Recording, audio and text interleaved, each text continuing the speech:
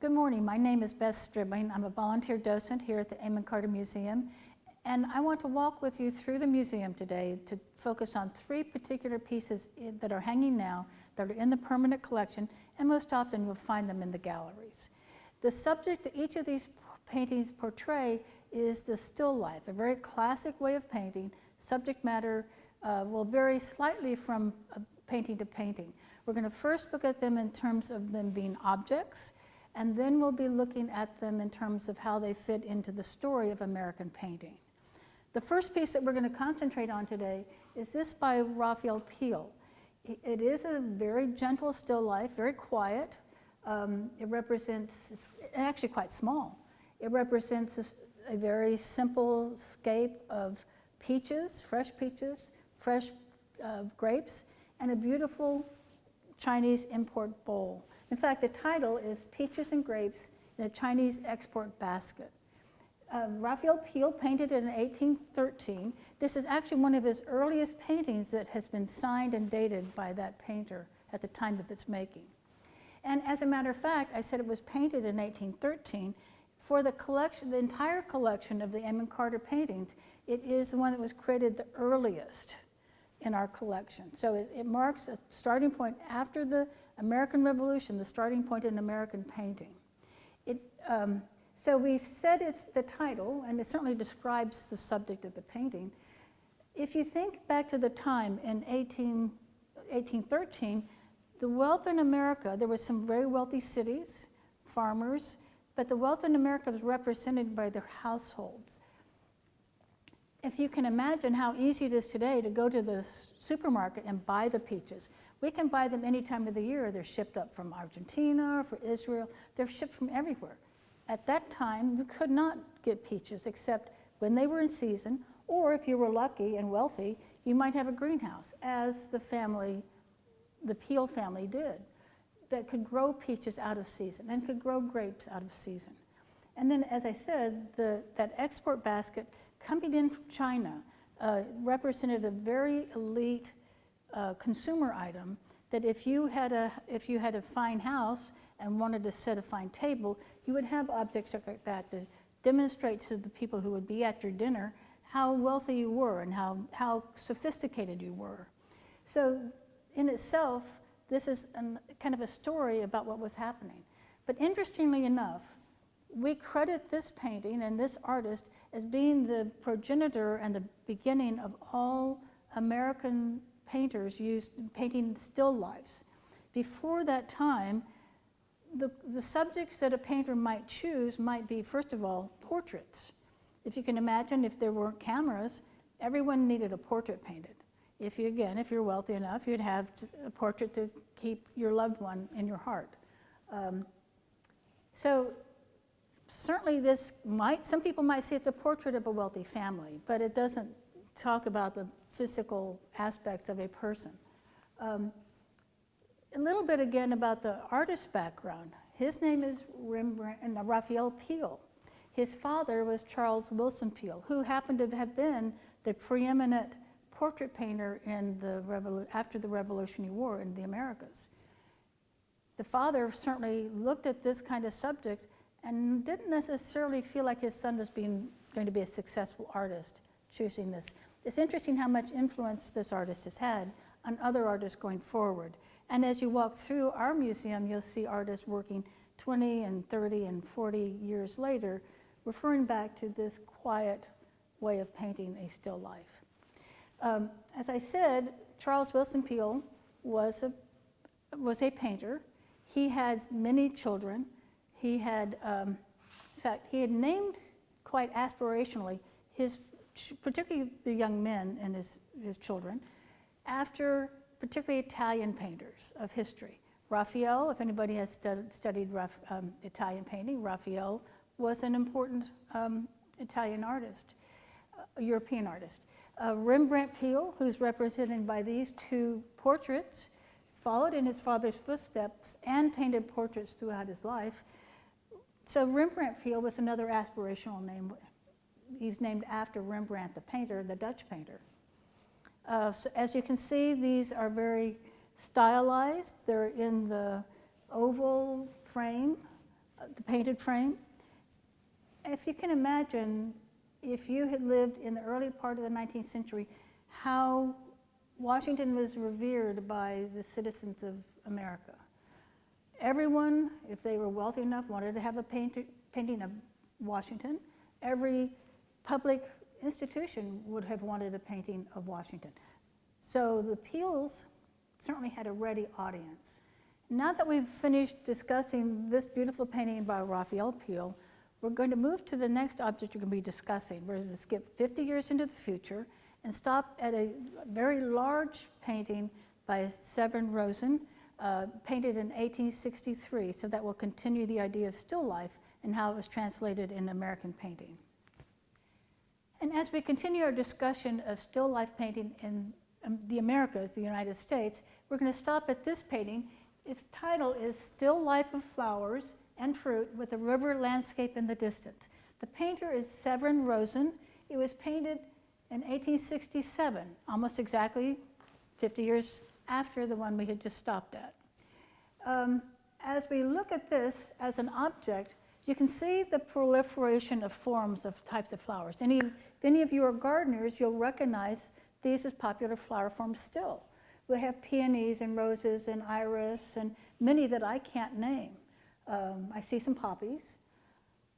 This artist is a German immigrant. He came to this country from Cologne, Germany, where he had been a painter of ceramics, painting and very much aware of the Dutch floral traditions, Dutch still life traditions of painting and subject matter. So he first came to New York City. He spent, maybe 3 or 4 years there. He actually submitted some of his paintings to the studios there.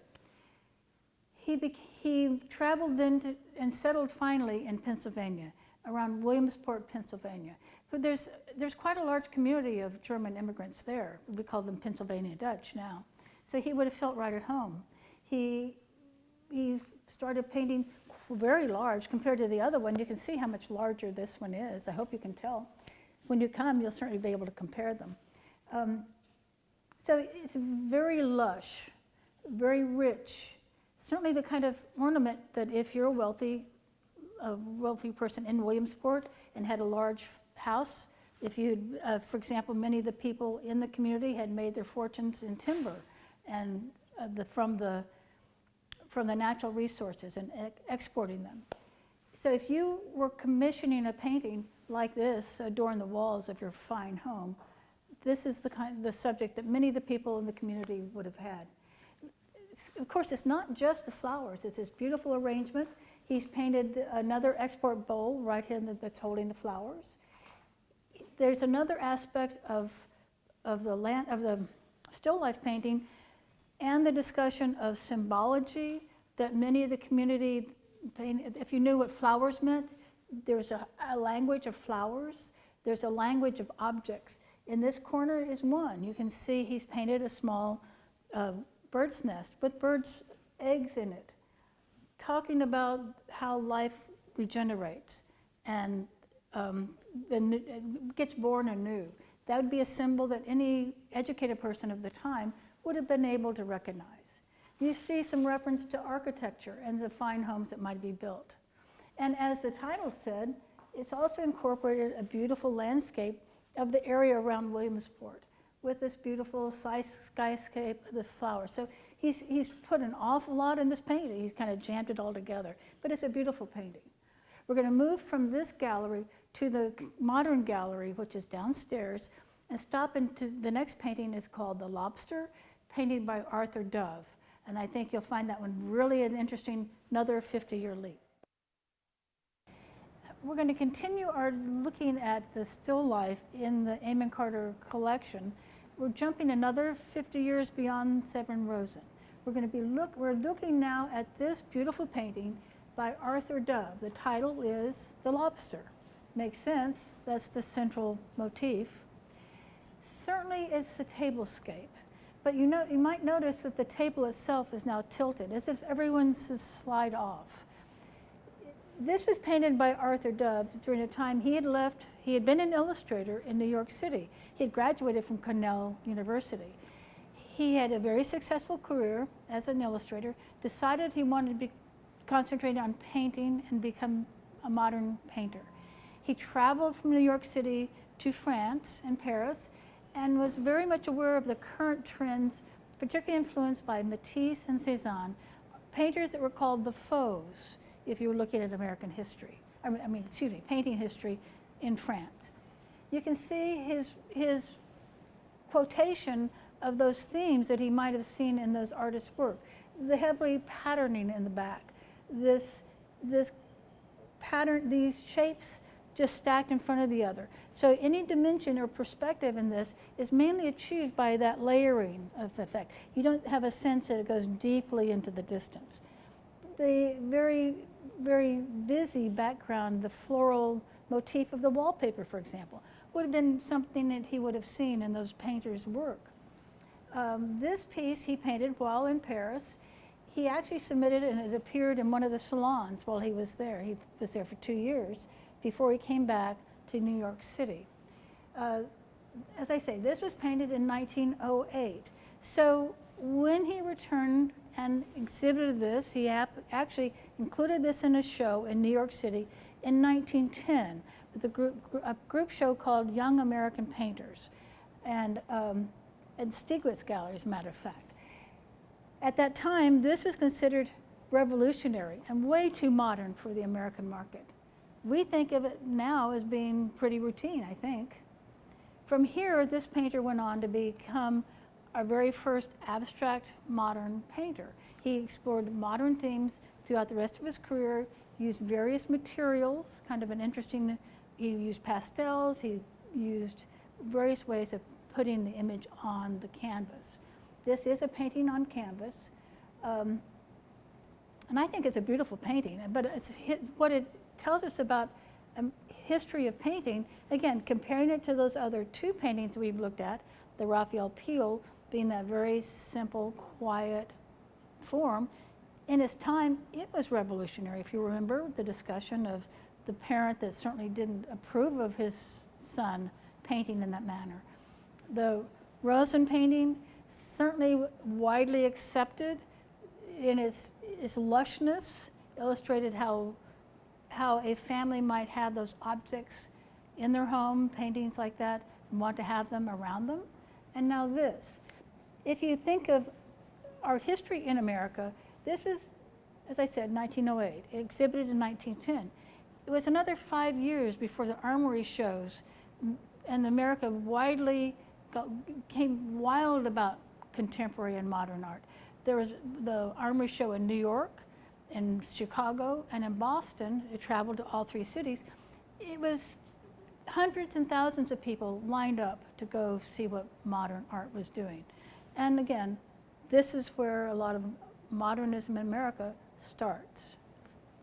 Now, as we finish up today, I would like to show you one more image. It's actually a piece that you won't find hanging in the museum. It does belong in our collection, but if we jump another 100 years in the future from this to the early part of the 21st century, we'll see this piece by Sharon Cohn. I think you'll find it reminds you of the Raphael Peel, and I think that's intentional by the artist. This artist paints about food. She's made several series. This is part of a series called Early America. She specifically referenced Raphael Peel's work. She recreated his imagery. She made a series. Now, also, we'll come back and challenge you to imagine how she did this, because that's part of the story of this image. But she recreated those images of Raphael Peel and reproduced several of his paintings this way, even going so far as to grow the produce that she shows, and had her own collection of ceramics to display them in. So if you can see that quietness that's included in this, that's certainly referencing back to Raphael Peel. Again, much of her work, this was done in 2004. Much of her work involves series about eating and food. The tricky thing about that is, would you guess that it's a photograph? I think it'd be difficult, certainly not seeing the original in front of you, but even then, it'd be difficult to know what medium she's used. And there's an idea of reproduction and ownership of idea, and the challenge of what's original, what's not original, and how you communicate those things. She's definitely in that contemporary idea of how you make art. In this case, she uses a camera only as this artist used oil paint and a brush, she uses her camera as her tool for making her image. So again, I really am pleased that you're spending some time with me. I think this is an exciting subject. I think this continuation and continuity from one point of time to the next, including over 200 years, including if we include the Sharon Cone, I think you have a wonderful way to spend time in our museum. And again, thank you for coming.